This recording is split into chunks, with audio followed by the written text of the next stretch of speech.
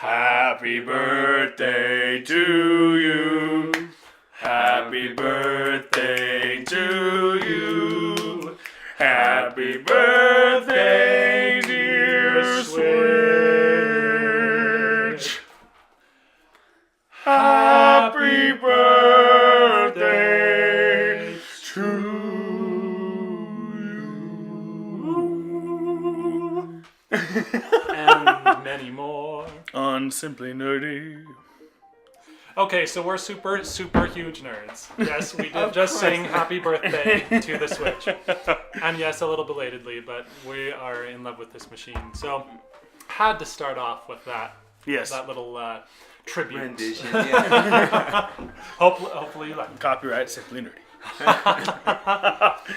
So, we wanted to talk about just a few recent headlines. The big one, Pokemon.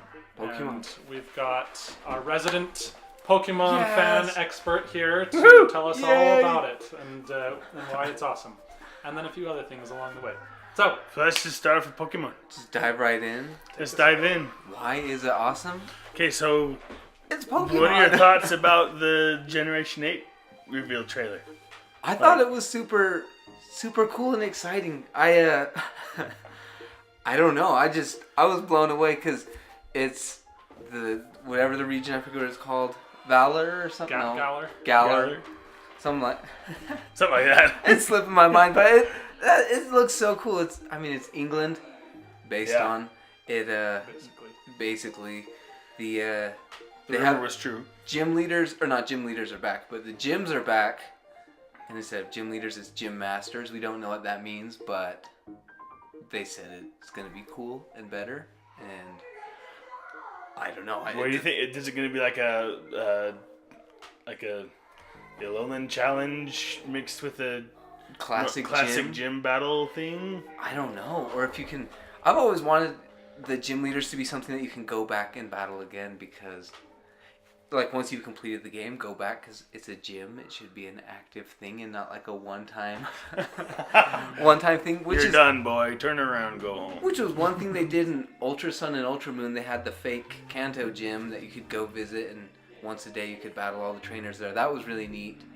So I'm hoping these Pokemon gyms follow suit with that, where you beat the gym master once, and then you can go back, level up, train again. That'd be cool. That would be cool. That's just wishful thinking there.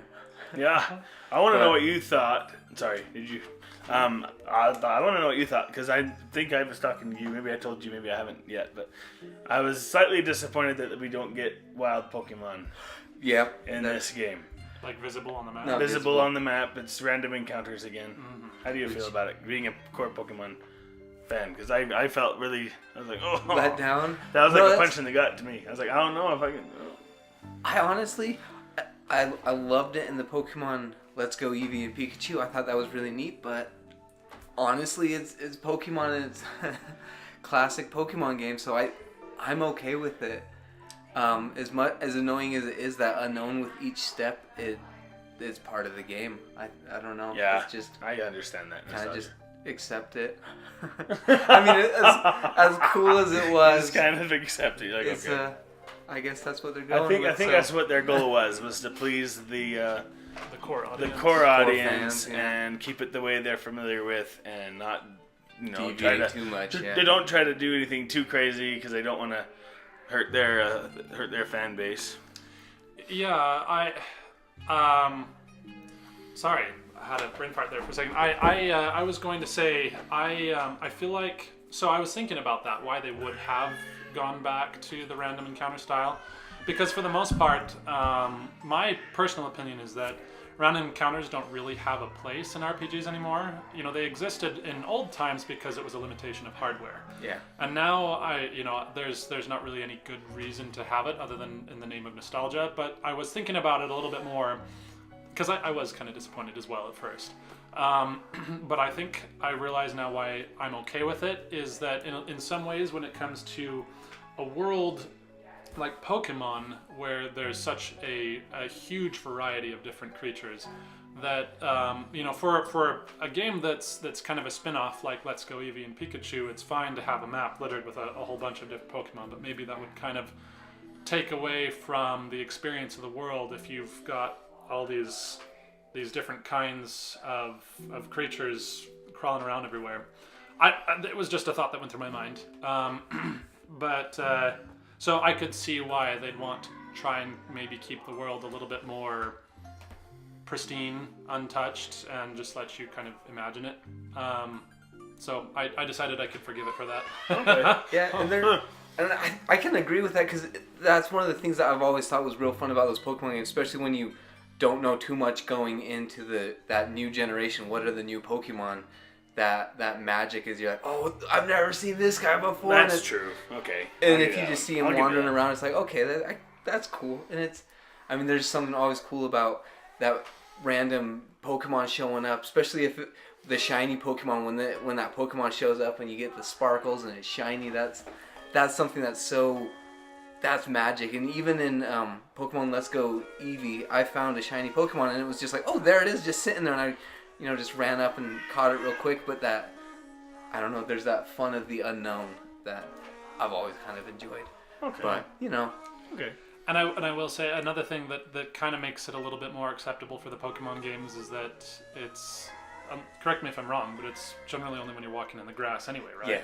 Yeah. So that's something that does make it better, because most video games that use random encounters, it doesn't matter where you are, unless you are in towns, you always have that feeling of doom over your head getting closer until it finally happens. Get to the save point or something. Right. And that being said, I was a huge fan of Octopath Traveler, so I can handle it. But it's generally not my style. But Pokemon,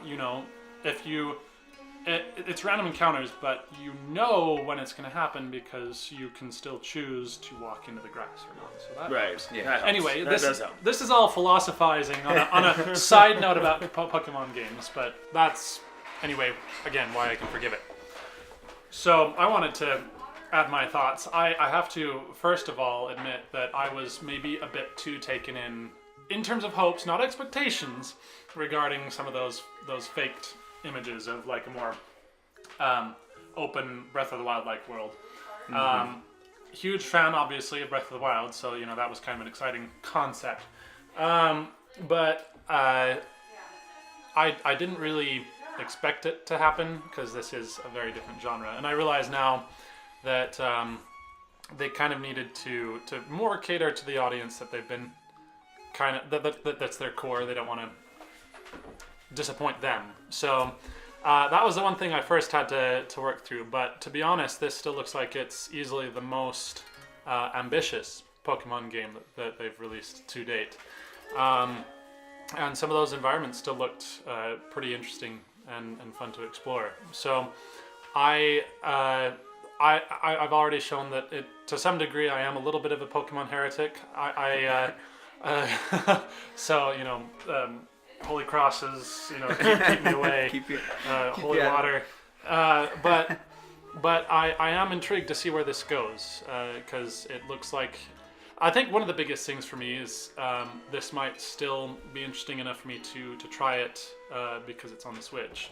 And same. I still might give it I didn't think I'd buy it after I saw the trailer initially, but I still might want to dip my toes and go to Andrew's house. Try it out and at least give it a spin. I might give it a spin. If I like it at Andrew's house, then I'll get it myself. Yeah, that's... Try it out. Probably be getting both of them. Like I've done for the last every Pokemon game. I don't know. I'm just excited. Like Anthony said, at first I was a little, I guess like he said, swallowed up in the dreams of what it could have been. But then, I don't know, the second, third, fourth time I watched that trailer, I just kept getting more excited, because it looks like it's a huge fun world that's following in the footsteps of, at least in my opinion, X and Y, which were some of my absolute favorite games. I have more than 1,000 hours clocked in those games, and I'm not ashamed of that. That's impressive. Those were fun games. I played those games in and out, and once in German, and I just had fun in all of it, and that's that was just a fun one. And this just looks like it's, like I said, following suit, and hopefully this is just a good, fun Pokemon game, and I don't know, I'm loving it. I love the graphical style of it, and just looks great. Everything about it. It looks fantastic. Sweet. Yeah. So I think it deserves to be said that in a lot of ways it kind of makes sense, not only for Nintendo to bring another core experience, which is what we've been, or at least Pokemon fans have been accustomed to receiving to this point, but I think in a lot of ways it's a very tactical move, because aside from releasing what fans have always wanted, which means it's going to sell well, right. It's also a good way to transition the series from handhelds, because mainstream Pokemon games have, as far as I know, never been on a console. And in a way it could be said that what's that? They had the two GameCube ones. Were those mainstream though? Which main game or they were side games? Core game. They weren't spin-offs, but they weren't exactly core game. They were their own little thing. They were, I don't know. They were different. So I guess what I mean, like, no, I know like exactly. Generation 3, 4. Yeah. Right. No, yeah. Okay. So I mean, I know that there's like, Pokemon Coliseum XD or whatever it was, or things like that. But I think it's kind of the first time that they've moved away from handhelds. And I think that in some ways that could be a risk for them, though technically they haven't moved away from a handheld for long. They still haven't. You've been through this. It's my glorified Game Boy. That's all the Switch is. No kidding, dude.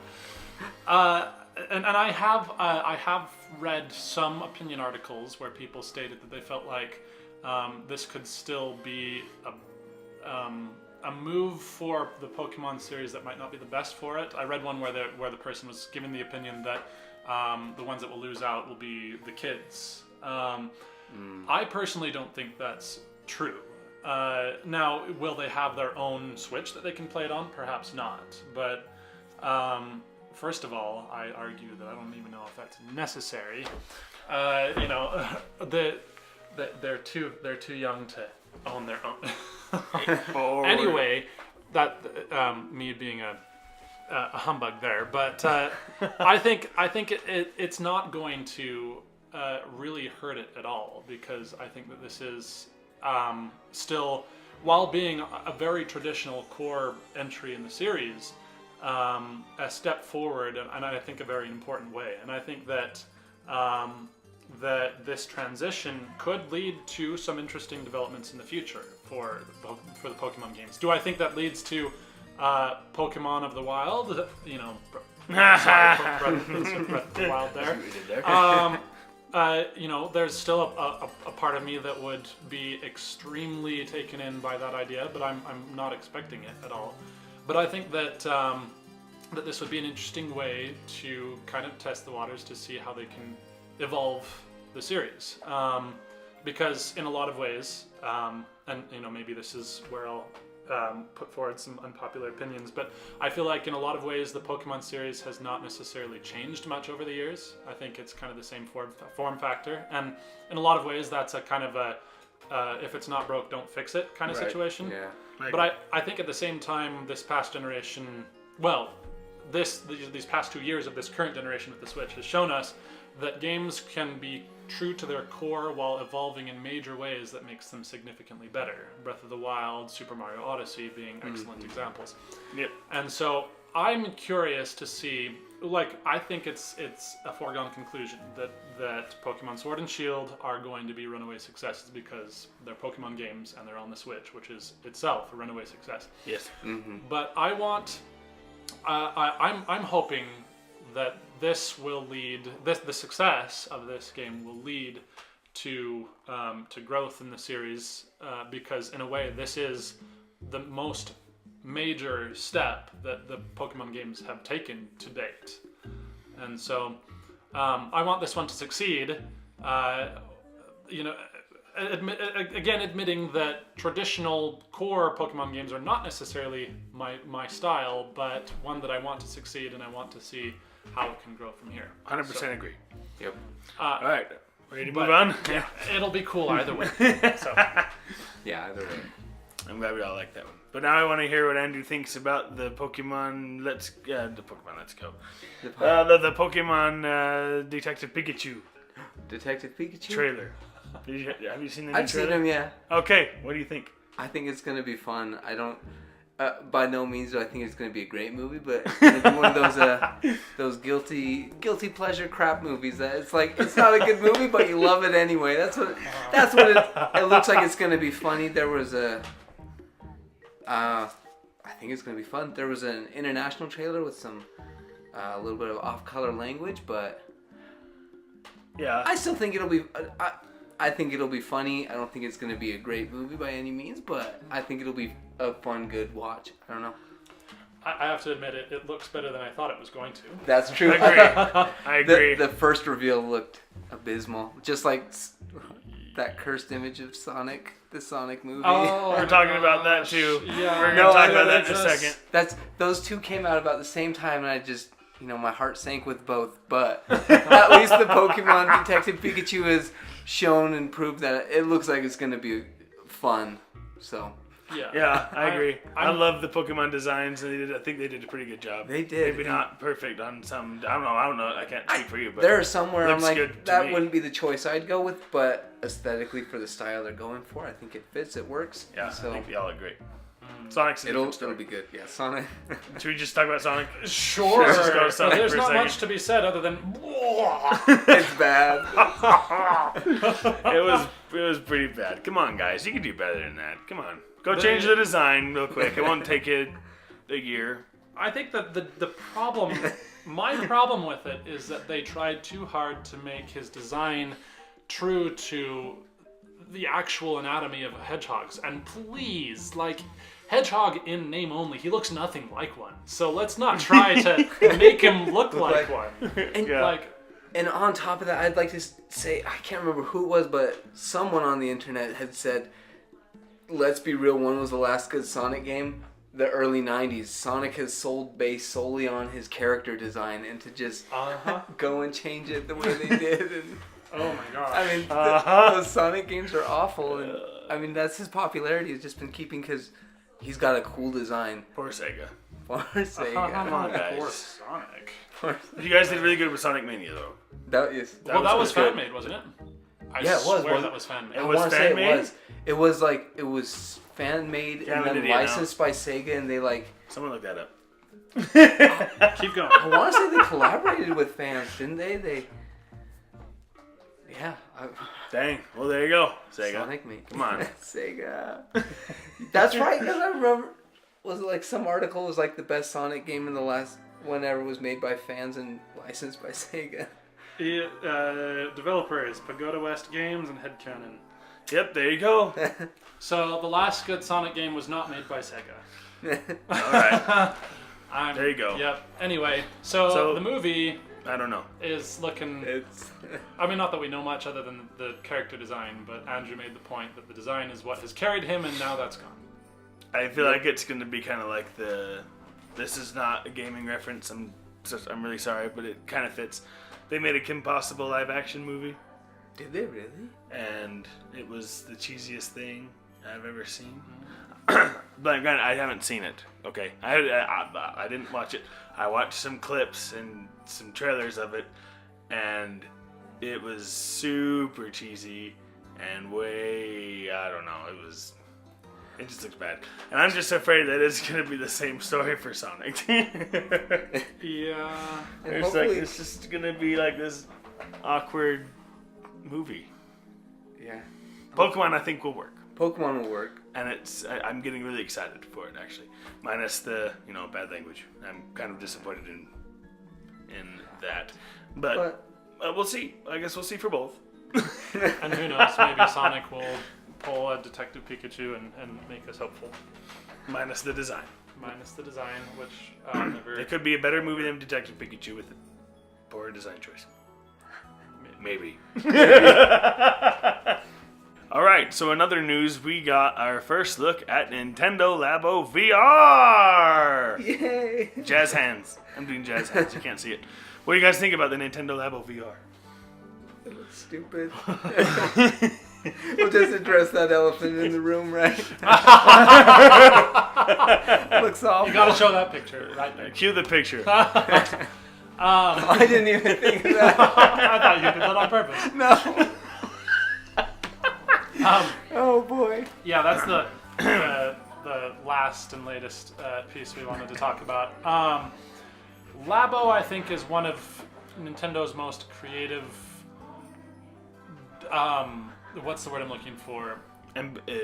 Just it's an eccentricity that is almost like a pure manifestation of Nintendo's weirdest characteristics, all funneled into one product. Yes, that eclectic. This is what people want, and then when people see it, they're like, "This is no Not one exactly. wants this." Yeah.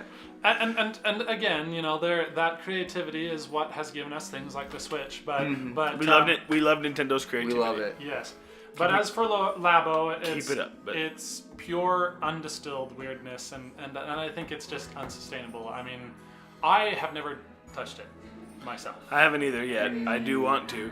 I think it's super cool that they give kids the opportunity to make things out of cardboard and code to like do all the coding for the thing they want the Labo to do for them, which is super cool, and I love that.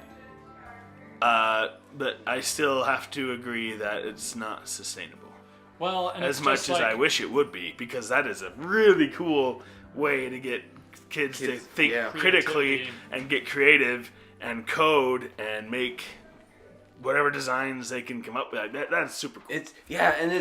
It's just like the old Mario paint on the Super Nintendo that inspired. I love Mario. I mean that gave us Homestar Runner was born out of that, and that's Homestar Runner is the birth of all internet, right? And it's I actually did not know that. You did? yeah, it? it's for real? They came out of they started all their animations. They did a whole ton in the Super Mario Paint. Very first video was made in Mario Paint. What?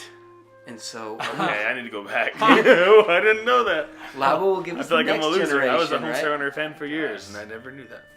Okay, I'm a loser. All right, next. But anyway, the difficulty with Labo is just that, you know, where do you put all that cardboard when you're done with it, and how long is it really going to last? And I don't think that's going to be fixed for the VR. Now, the thing that I think is the most disappointing thing for me, and again, like admitting that the creativity that Labo can inspire in children is a good idea, but it just doesn't have a good end. Like, I mean, there's no way to store this thing properly, and that's a huge problem. Yeah. But also, it's a disappointing way to introduce VR for the Switch, because in a lot of ways, like, this thing is perfect for VR, and then the way they implement it is using cardboard that you have to hold to your face. Yeah. You're right, because there are a lot of games like there's Skyrim where you can use the controllers, and if that was VR, that would be amazing, because you already can play it with There's the a controllers lot. just like the it. Switch is optimized for it. It is, but They just need to have a better form factor, and it shouldn't have been Labo. And maybe this is. Yeah. I will But- say though, maybe.